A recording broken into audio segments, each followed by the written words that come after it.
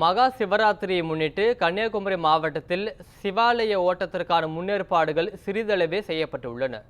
கன்னியாகுமரி மாவட்டத்தில் மகா சிவராத்திரியை முன்னிட்டு ஆண்டுதோறும் சிவாலய ஓட்டம் நடைபெறுவது வழக்கம். சைவ சமய மற்றும் வைணவ சமய ஒற்றுமையை உணர்த்தும் வகையில் இந்த புனித யாத்திரை நடைபெறுகிறது. திருமலை சூலபாணி மகாதேவர் கோயிலில் தொடங்கும் இந்த புனித யாத்திரை திக்குறிச்சி மகாதேவர் கோவில் வரை நடைபெறுகிறது. சுமார் 108 கிலோமீட்டர் தொலைவில் உள்ள 12 சிவன் கோயில்களுக்கு பக்தர்கள் ஓடிச் சென்று வழிபாடு செய்வது வழக்கம். இதில் தமிழகம் மற்றும் கேரளாவைச் சேர்ந்த லட்சக்கணக்கான பக்தர்கள் பங்கேற்க உள்ளனர்.